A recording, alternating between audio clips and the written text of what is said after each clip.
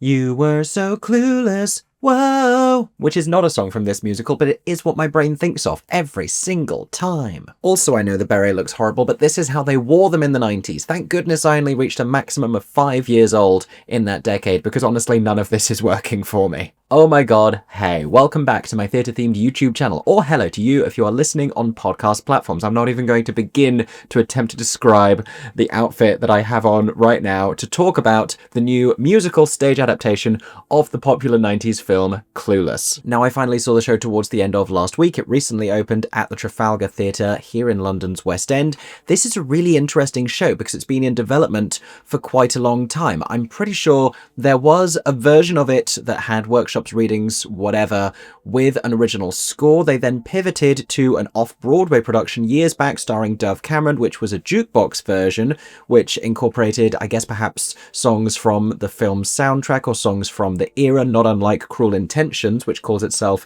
the 90s musical. And while that may be a version of the show that some of you have seen before, this new production is an entirely different one, because this has an original score featuring music by the singer-songwriter Katie Tunstall with lyrics from Glenn Slater, with a book written by Amy Heckerling, also the writer of the original film. If you don't know, Clueless was a 90s film based on Jane Austen's Emma. And with so many stage adaptations of popular and cult teen movies having proven very successful, particularly in London, it's no surprise that Clueless has eventually made its way to the West End. Look at Mean Girls, look at Heathers, a really prolific UK hit. But can this show's combination of 90s nostalgia and iconic outfits live up to those other popular shows? That is what we will be talking about today. If you have already seen this new production of Clueless on the stage, let us know what you thought in the comments section down below. And if you do enjoy my review, make sure that you are subscribed to my theatre-themed YouTube channel with the notifications turned on, or following me on podcast platforms so you don't miss any of my upcoming theatrical coverage, including West End and Broadway shows. In the meantime, here is what I thought about Clueless.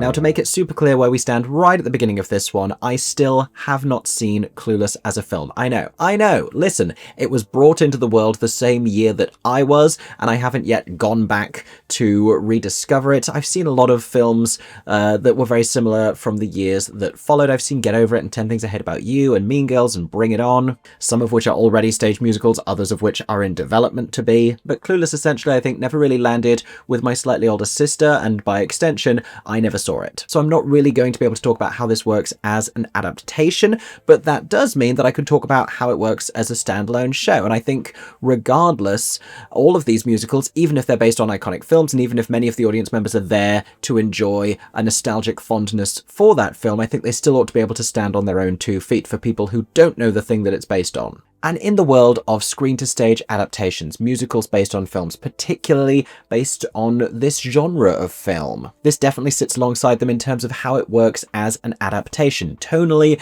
it lives in a very similar place to the likes of Heathers, to the likes of Mean Girls. You've got a dynamic young cast playing these very animated characters. The whole thing is very exuberant. We see a lot of those similar high school musical theatre tropes. There's a Isn't My Life Perfect introductory number. We get to know the different characters at school. We get to see the long-suffering and exhausted parents. We do a We're Having a House Party musical number, which are objectively always horrible, but we commit to them anyway. And yet, in terms of how successful I think Clueless is as a musical, I wouldn't say it necessarily reaches the echelons of Heathers and Legally Blonde, or perhaps even of Mean Girls, which I think sits a little below those two as it is. I think I'd call this better than Pretty Woman, but perhaps only just. And why I say that is for a handful of reasons. I do think that the show is sweet. I think it's entertaining. I think it's nostalgic enough for people going to see it who are expecting to see certain outfits, hear certain lines, all of that stuff. I think it's a very cute show that at no point throughout its duration becomes anything other than a 3-star performance. And curiously, not unlike the musical Groundhog Day, didn't think I'd be comparing that to Clueless, FYI, when I sat down to film this review, it has this slightly unusual narrative structure wherein the first act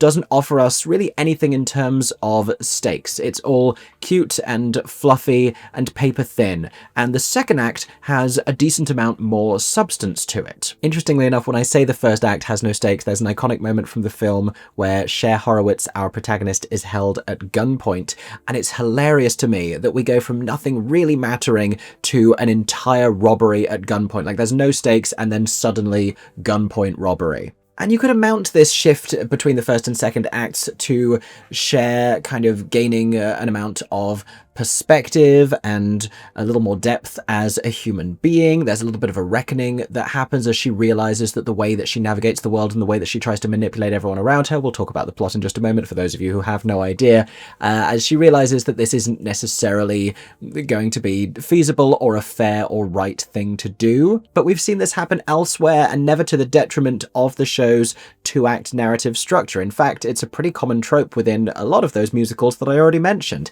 Elle gains considerable depth and understanding as she goes through the events of Legally Blonde. Veronica Sawyer, the same thing in Heathers. Katie Heron, very much so in Mean Girls. Even the lead in Bring It On, whose name I have absolutely forgotten, realizes that not everything is about cheerleading, just most things. But in Clueless, we spend the entire first act setting everything up, only to finally achieve payoff after the interval, which is a very bold misstep here, I think, actually. And I will expand on a lot of other issues that I think the show faces, but if I were to diagnose what I think the central problem here is, I think this is a piece which has been in development for such a long time, and which, you know, seems so marketable and commercial on the face of it when you see success for Heathers, which was this cult movie, when you see success for Legally Blonde and these similar shows. You, as someone holding the rights to Clueless, think there's got to be a way to make this work. We really have to believe in this. This could be huge. But the product feels ultimately like something which has been a little too produced. And somewhere along the way, while it is still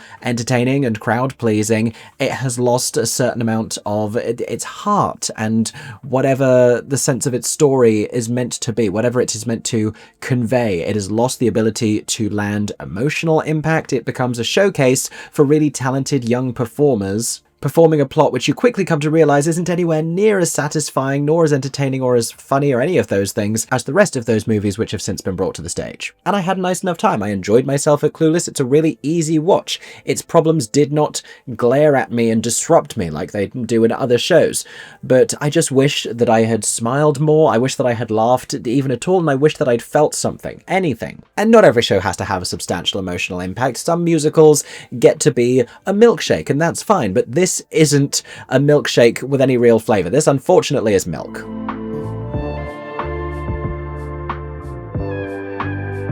So let's talk about the plot of Clueless then. Our central protagonist is a young white blonde woman, just to really push the boat out, whose name is Cher Horowitz. She was originally played on screen by Alicia Silverstone, and chances are you are familiar with the iconic yellow plaid outfit that she wore at the beginning of the film, that she wears at the beginning of the stage musical. Now, Cher is a very privileged teenager living with her mega lawyer father in a Beverly Hills mansion. She goes to high school with her friend Dion, and they take under their wing a new student named Ty. They're going to try and help her navigate the turbulent adolescent existence, which it seems that Cher only really has one perspective of, which is a very sort of a rose-tinted perspective, given how wealthy and popular she is. Now, Cher, just like Jane Austen's Emma, enjoys playing matchmaker, whether that's for her teachers or for Ty, who she decides to set up with a very popular boy, a boy named Elton. A name which we learn via the lyrics of his introductory number defies legitimate rhymes. And just like in any teen movie, the romantic attractions don't work out particularly neatly. Elton isn't interested in Ty.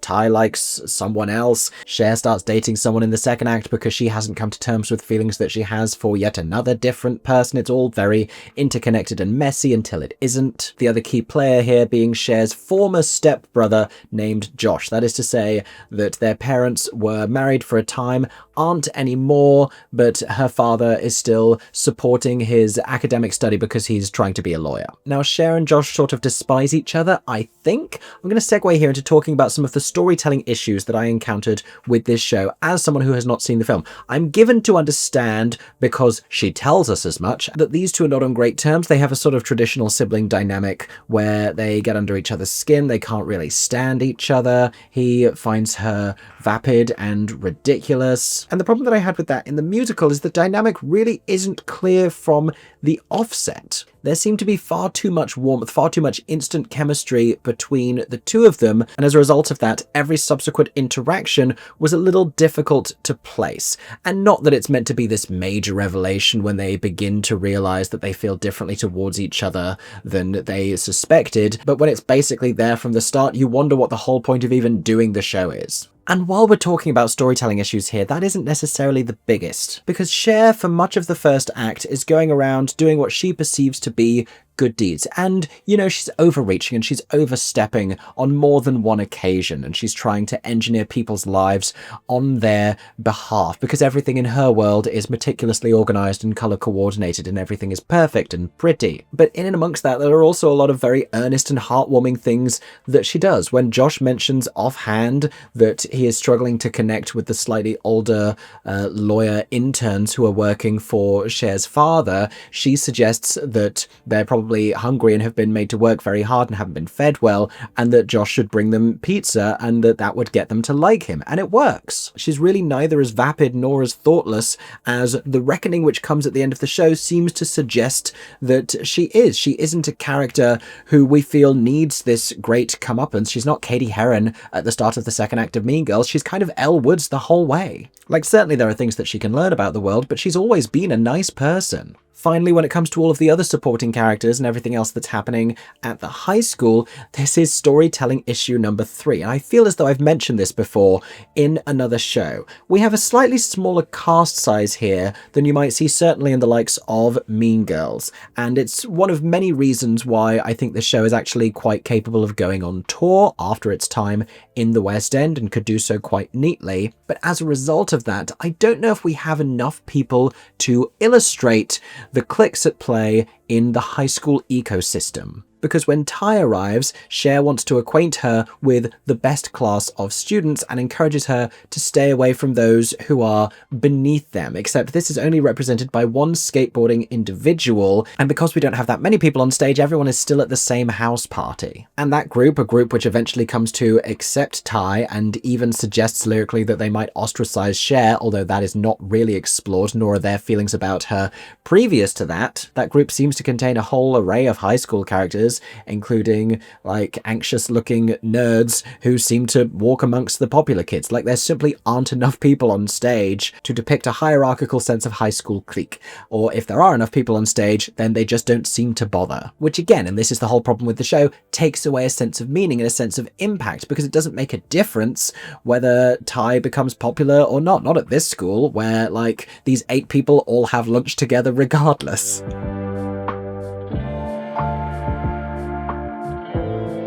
Let's carry on then and talk about the material. I always fear it's a little bit of a red flag when a screenwriter adapts their own work for the stage, simply because writing for the screen and writing for the stage are 2 entirely different things. But I think this is a pretty good adaptation. I think this is a pretty solid book. It's cute, it's charming, it incorporates the iconic lines which it needs to, those which haven't been included as lyrics. We get a lot of whatever and as if. And speaking of the score, I think it's actually pretty terrific work. There are objectively a whole host of silly lyrics, and that house party song towards the end of the first act is probably the worst house party song in a musical, and that is saying something. It does the same thing that the Halloween song in Be More Chill does, where it has these irreverent lyrics of the young characters singing like, we're doing a bunch of drugs, and we're partying in the house, like things that they wouldn't be self-aware enough to say. The lyrics in many of the rest of the songs don't always behave like that. I think Elton's character does when he sings about himself and how wealthy and successful and privileged he is, but we don't necessarily get a sense of consistency about whether this is a world that we are sort of spoofing and mocking in a slightly irreverent and silly way, or whether the characters all sing earnestly. Because Cher certainly does, and I enjoy the voice of a lot of these lyrics. It's adolescent and it's juvenile, but it doesn't feel patronizingly so. It doesn't feel inaccurate to these characters. It feels very rooted in the 90s. We have a whole song which is super catchy, where they're singing She's All That and a Bag of Chips, which is repeated so many times you would think it's referencing something from the film. A little bit of research seems to indicate to me it's not a specific reference to the film, but more so just to something that was said a lot in the 90s. And fun fact, that's also a lyric that essentially appears in Legally Blonde in the reprise of Oh My God, You Guys. I think right towards the end of the show, the ensemble sing L's all that and a side of fries. And I mean side of fries, bag of chips, literally potato, potato, but you get the idea. I largely do enjoy the lyrics, and I think the compositions are really great and really fun. I like the opening number. I think it's a banger. I like that we have a distinct sound between characters because everything that Cher sings has a more of a fun, light pop vibe. Feeling 90s enough, feeling the right vibe, feeling very apart, interestingly enough, from Katie Tunstall's own music. Then you have the character of Josh, who is a little more angsty, who we often meet in a moment of frustration, so he sings more like boy bandy 90s pop rock style. He has one particular show-stopping moment, actually, when he and the other legal interns have this kind of a boy band transformation. We've seen it done in a few shows now. Babies did this, and Juliet does this in a more overt way, as he riffs on a bunch of legal terms, singing about why he has reasonable doubts about the intentions of the young man who is taking Cher swing dancing. And that's a great number. It's a really winning concept. You have him and all of these other buttoned-up law student types suddenly breaking out and dancing, singing this kind of screamy pop rock song. He does a flip off of a table. It's explosive, it's dynamic, and then we go to the swing dancing and we sing a really generic you're at a club and there's someone singing song, which has like a double meaning within the lyrics, but they do this in Pretty Woman, they do it in a whole bunch of shows, and it's basic. This is the problem, is we resort to choices that are occasionally a little basic. I'm also not sure the show is entirely settled in where it finds its sense of humor. It discards a couple of really great punchlines. There is a moment in the whole introductory number where Cher indicates a framed picture of her mother, who she tells us died in a freak liposuction accident, which, you know, circumstances aside, is objectively meant to be funny. There's a similar line in The Woods about the baker whose parents died in a baking accident. Priscilla, Queen of the Desert, also makes a joke about a ridiculous death. Listen, there's a long, proud history of that kind of a comic moment. This happens in the middle of a song, and if that gets a little chuckle, what happens immediately afterwards baffled me a little bit, because the next line is, that sucks, I guess, or life sucks, I guess, but it carries straight through. It doesn't feel like a deliberate punchline, but if the concept is her mother dying in a freak liposuction accident, and the next line is, that sucks, then that's a punchline. That's surely there deliberately. But it isn't structured in such a way that it can be one. If we don't have laugh-out-loud comedy throughout, however, we have an awful lot of wit, we have an awful lot of charm, much of which comes from the cast. I'll talk to you about the performances shortly, but I do want to say a little bit about the staging first, and the other creative elements which bring this all together.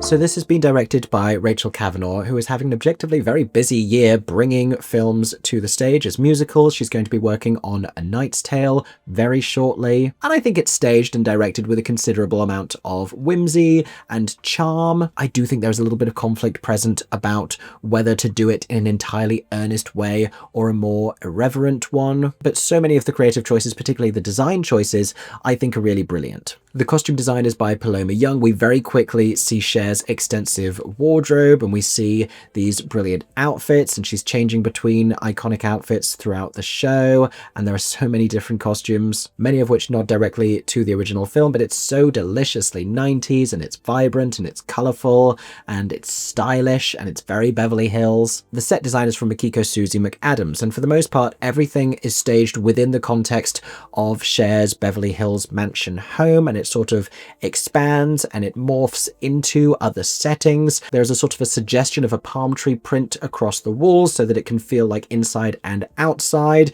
Various different things are brought on in a very clever but a very economical way. It feels like a set, like I mentioned before, entirely ready to tour around the country. It doesn't feature like a revolve or slick automation or huge video screens. What we do have is a lot of different pieces of furniture which turn into cars, which is done in a very witty witty way, and is done in a brilliantly innovative way in terms of their design and in terms of how they are implemented, and usually gets a good laugh. When Josh is slumped on the sofa and she's trying to convince him to take her out driving so she can practice for her test, all she need do is reveal the sofa turning into a car and he has no choice and he has to do it begrudgingly. That's brilliant. The problem I had with the staging is a lot of it does feel a little small scale. It sort of feels like the touring version of what it could have been in the West End. An example of this, the first shot we see is Cher's bedroom. She's in the bed, it's on an angle to the audience, and Lucy, the housekeeper, is present on stage simply to turn the angle of the bed slightly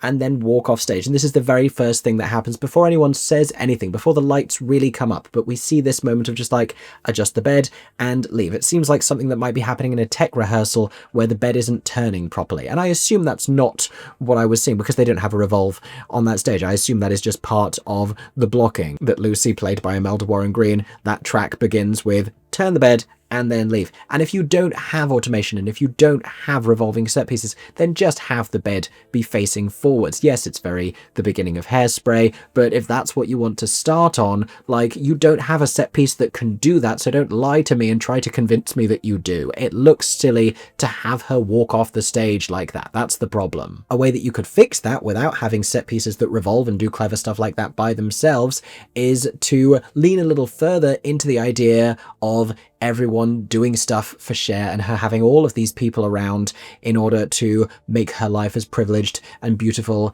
as it is, while she is telling us that she's the one who's really running everything and she's so busy holding the entire house together. But again, to do that, I feel like you'd need slightly more people on stage. And speaking of the people on stage, let's finish then by talking about the performances of this cast.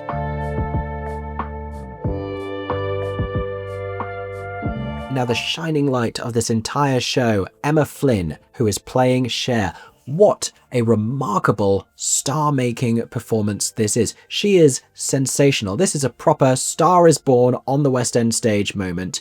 She is incredible in this show. She deserves more substantial material. You watch this performance and you think, when is this girl doing a production of Legally Blonde? Because she would be perfect. She is so likable, which may even be a problem as she heads towards this big reckoning. We're meant to feel as though she has a lesson to learn. She is so endearing. She is so naturally funny alongside being a brilliant singer and actress and dancer. The comedy is hilarious when she puts on these comically tall shoes that she can't really walk in because she's trying to act seductive around her boyfriend. The comedy of her naivety comes across so brilliantly and clearly as she's falling down in these shoes, as she's draping herself across the bed and nearly falling off the other side. She is completely winning and hysterical and charming. It's one of the most exciting performances from like a new rising star I've seen in a long time. This girl is going to be huge. She's remarkable. I even think she may elevate a lot of this material, and I think the production is really lucky to have her. And right there alongside her, you have Keelan McCauley playing Josh, also hugely endearing, very charming.